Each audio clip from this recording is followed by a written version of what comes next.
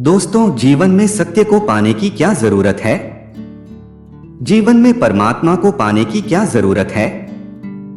जीवन इतना छोटा है, उसमें सत्य को पाने का श्रम क्यों उठाया जाए? जब सिनेमा देखकर और संगीत सुनकर ही आनंद उपलब्ध हो सकता है, तो जीवन को ऐसे ही बिता देने में क्या भूल है? यह प्रश्न इसलिए उठता है क्योंकि हमें शायद लगता है कि सत्य और आनंद अलग अलग हैं। लेकिन नहीं, सत्य और आनंद दो बातें नहीं हैं। जीवन में सत्य उपलब्ध हो तो ही आनंद उपलब्ध होता है। परमात्मा उपलब्ध हो तो ही आनंद उपलब्ध होता है। आनंद, सत्य या परमात्मा एक ही बात को व्यक्ति के कहने के अलग अलग तरीके हैं। इस तरह न सोचें कि सत्य की क्या जरूरत है, इस तरह सोचें कि आनंद की क्या जरूरत है। अब कौन इनकार करना चाहेगा कि आनंद की क्या जरूरत है? तो सभी को जरूरत है जिनके मन में इस तरह के प्रश्न उठते हैं। संगीत और सिनेमा में जिन्हें आनंद दिखाई पड़ता है, उन्हें यह बात समझना जरूरी है कि मात्र दुख को भूल जाना ही आनंद नहीं है। सिनेमा, संगीत या इस तरह की और सारी व्यवस्थाएं केवल दुख को भुलाती हैं, आनंद को देती नहीं। शराब भी दुख को भुला देती है, संगीत भी, सिनेमा भी, सेक्स भी। इस तरह दुख को भूल जाना एक बात है और आनंद को उपलब्ध कर लेना बिल्कुल ही दूसरी बात है। एक आदमी दरिद्र है और वह अपनी दरिद्रता को भूल जाए, यह एक बात है, और वह समृद्ध हो जाए, यह बिल्कुल ही दूसरी बात है। दुख को भूल जाने से सुख का भान पैदा होता है। सुख केवल दुख का भूलना मात्र है। और आनंद, आनंद बात ही अलग है। वह किसी चीज का विस्मरण नहीं, स्मरण है। वह किसी बीज की उपलब्धि है। एक आदमी दुखी है, इस दुख को हटाने के दो उपाय हैं। एक उपाय तो यह है कि वह जाए और संगीत सुने या किसी और चीज में इस भांति डूब जाए कि दुख की उसे याद ही न रहे। संगीत में इतना तन्मय हो जाए कि उसका चित्त दूसरी तरफ जाना बंद कर दे, तो उतनी देर को उसे दुख भूला रहेगा, लेकिन इससे दुख मिटता नहीं है। संगीत से जैसे ही चित्त वापस लौटेगा, दुख अपनी पूरी ताकत से पुनः खड़ा हो जाएगा। जितनी देर वह संगीत में अपने को भूला था, उतने समय के लिए दुख भीतर सरक रहा था, संग्रहित हो रहा था। जैसे ही संगीत से मन हटेगा, दुख अपने दुगुने वेग से सामने खड़ा हो जाएगा। अब उसे फिर भुलाने के लिए किसी ज्यादा गहरे भुलावे की जरूरत पड़ेगी। तो फिर शराब है और दूसरे रास्ते हैं जिनसे चित्त को बेहोश किया जा सकता है। लेकिन स्मरण रहे, यह बेहोशी आनंद नहीं है, बल्कि सच्चाई तो यह है कि जो आदमी जितना ज्यादा दुखी होता है, उतना ही स्वयं को भूलने का रास्ता खोजता है। दुख से ही यह पलायन निकलता है। दुख से ही कहीं डूब जाने की, भागने की और मूर्छित हो जाने की आकांक्षा पैदा होती है। दुख से ही लोग भागते हैं, सुख से तो कोई भागता नहीं। तो अगर आप यह कहते हैं कि जब मैं सिनेमा में बैठता हूं तो बहुत सुख मिलता है, तो स्वभावतः ही प्रश्न उठता है कि जब आप सिनेमा में नहीं होते तब क्या मिलता होगा? तब निश्चित ही दुख मिलता होगा। यह इस बात की ही घोषणा है कि आप दुखी हैं।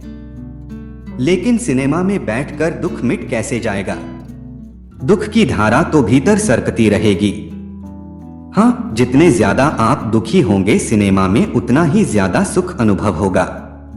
जो सच में आनंदित है, उसे तो शायद ही सुख प्रतीत नहीं होगा। और ये जो हमारी दृष्टि है कि इसी तरह हम अपना पूरा जीवन क्यों न बिता दें, मूर्छित होकर, भूलकर, तब तो उचित है कि एक आदमी जीवन भर सोया रहे। सिनेमा की भी क्या जरूरत है? और अगर जीवन भर सोना कठिन है, तो फिर जीने की भी क्या जरूरत है? मर जाएं और जब में सो जाएं तो सारे दुख भूल जाएंगे। इसी प्रवृत्ति से आत्मघात की भावना पैदा होती है। सिनेमा देखने वाला, शराब पीने वाला और संगीत में डूबने वाला आदमी अगर अपने तर्क की अंतिम सीमा पर पहुंच जाए, तो वह कहेगा, जीने की जरूरत क्या है? जीने में दुख है तो मरा जाता हूं। यह सब आत्मघाती प्रवृत्ति है। जब भी हम जीवन को भूलना चाहते हैं तभी हम आत्मघाती हो जाते हैं। लेकिन जीवन का आनंद उसे भूलने में नहीं, उसकी परिपूर्णता में, उसे जान लेने में है। एक बहुत बड़ा संगीतज्ञ हुआ। उसकी अनोखी शर्त हुआ करती थी। एक राजमहल में वह अपना संगीत सुनाने को गया। उसने कहा कि मैं एक ही शर्त पर अपनी वीणा बजाऊंगा कि सुनने वालों में से किसी का भी सिर न हिले, और अगर कोई सिर हिला तो मैं वीणा बजाना बंद कर दूंगा। वह राजा भी अपनी ही तरह का था। उसने कहा, वीणा रोकने की कोई जरूरत नहीं, हमारे आदमी तैनात रहेंगे और जो सिर हिलेगा वे उस सिर को ही काट कर अलग कर देंगे। संध्यान सारे नगर में यह सूचना करवा दी गई कि जो लोग सुनने आए थोड़ा समझ कर आए, अगर संगीत सुनते वक्त कोई सिर हिला तो वह अलग करवा दिया जाएगा। लाखों लोग संगीत सुनने को उत्सुक थे। उतना बड़ा संगीतज्ञ गांव में आया था। सबको अपने दुख को भूलने का एक सुअवसर मिला था। कौन उसे चूकना चाहता? लेकिन इतनी दूर तक सुख लेने को कोई भी राजी न था। गर्दन कटवाने के मूल्य पर संगीत सुनने को कौन राजी होता? भूल से गर्दन हिल भी सकती थी, और हो सकता है सिर संगीत के लिए न हिला हो। मक्खी बैठ गई हो और गर्दन हिल गई हो, या हो सकता है किसी और कारण से हिल गई हो। लोग जानते थे कि राजा पागल है, और फिर बाद में इस बात की कोई सुनवाई न होगी कि गर्दन किस लिए हिली थी। बस गर्दन का हिलना ही काफी हो जाएगा। इसके बावजूद भी उस रात्रि कोई 200-300 लोग संगीत सुनने गए। वे लोग जो जीवन खोने के मूल्य पर भी सुख चाहते थे वहां आए। वीणा बजी। कोई घंटे भर तक लोग ऐसे बैठे रहे जैसे मूर्तियां हों। लोगों ने जैसे डर के कारण सांस भी न ली हो दरवाजे बंद करवा दिए थे ताकि कोई भाग न जाए। नंगी तलवारें लिए हुए सैनिक खड़े थे। किसी की भी गर्दन एक क्षण में अलग की जा सकती थी। घंटा बीता, 2 घंटे बीते, आधी रात होने के करीब आ गई। फिर राजा हैरान हुआ, उसके सिपाही भी हैरान हुए जो कि नंगी तलवारें लिए हुए खड़े थे। उन्होंने देखा 10-15 सिर धीरे धीरे हिलने लगे। संख्या और बढ़ी। रात पूरी होते होते कोई 40-50 सिर हिलने लगे थे। वे 50 लोग पकड़ लिए गए। राजा ने उस संगीतज्ञ को कहा, इनकी गर्दन अलग करवा दें। उस संगीतज्ञ ने कहा, नहीं, मैंने शर्त बहुत और अर्थों में रखी थी। अब यही वे लोग हैं जो मेरे संगीत को सुनने के सच्चे अधिकारी हैं। कल सिर्फ ये लोग संगीत सुनने आ सकेंगे। राजा ने उन लोगों से कहा, ठीक है कि संगीतज्ञ की शर्त का यह अर्थ रहा हो, लेकिन तुम्हें तो यह पता था पागलो, तुमने गर्दन क्यों हिलाई? उन आदमियों ने कहा, हमने गर्दन नहीं हिलाई। गर्दन हिल गई होगी, क्योंकि जब तक हम मौजूद थे गर्दन नहीं हिली, लेकिन जब हम गैर मौजूद हो गए फिर हमें कोई पता नहीं। जब तक हम सजग थे, जब तक हमें होश था, हम गर्दन संभाले रहे। फिर एक घड़ी ऐसी आ गई जब हमें कोई होश नहीं रहा। हम संगीत में इतने डूब गए कि लगभग बेहोश ही हो गए। उस बीच फिर गर्दन हिली हो तो हमें कोई पता नहीं है। तो अब भला आप हमारी गर्दन कटवा लें, लेकिन कसूरवार हम नहीं हैं, क्योंकि हम मौजूद ही नहीं थे। हम बेहोश थे।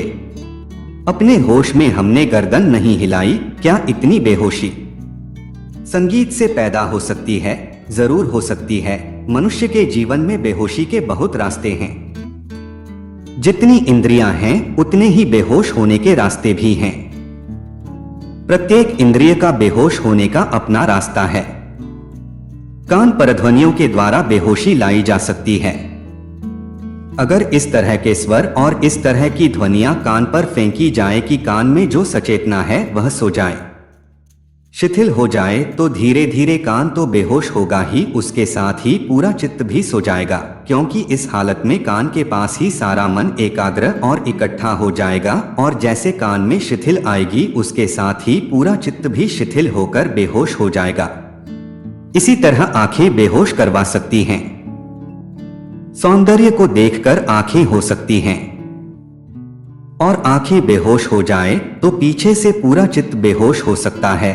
इस भांति अगर हम बेहोश हो जाएं तो होश में लौटने पर लगेगा कि कितना अच्छा हुआ, क्योंकि इस बीच किसी भी दुख का कोई पता न था, कोई चिंता न थी, कोई कष्ट न था और कोई समस्या न थी। नहीं थी इसलिए क्योंकि आप ही नहीं थे। आप होते तो ये सारी चीजें होती। आप गैर मौजूद थे इसलिए कोई चिंता न थी, कोई दुख न था, कोई समस्या न थी। दुख तो था लेकिन उसे जानने के लिए जो होश चाहिए वह खो गया था, इसलिए उसका कोई पता नहीं चलता था। इसे जो लोग आनंद समझ लेते हैं वे भूल में पड़ जाते हैं।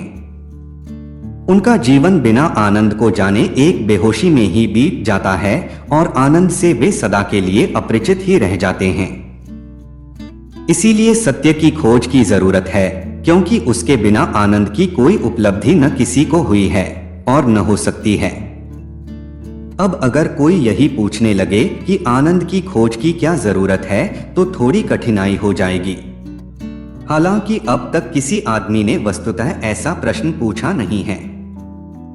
10,000 वर्षों में आदमी ने बहुत प्रश्न पूछे हैं, लेकिन किसी आदमी ने यह नहीं पूछा कि आनंद की खोज की जरूरत क्या है, क्योंकि इस बात को पूछने का अर्थ यह होगा कि हम दुख से तृप्त हैं। लेकिन दुख से तो कोई भी तृप्त नहीं है। अगर दुख से ही तृप्त होते तो फिर आप सिनेमा भी क्यों जाते, संगीत भी क्यों सुनते? वह आनंद की ही खोज चल रही है, लेकिन गलत दिशा में। गलत दिशा में इसलिए क्योंकि दुख को भूलने से आनंद उपलब्ध नहीं होता। हाँ, आनंद उपलब्ध हो जाए तो दुख जरूर विलीन हो जाता है।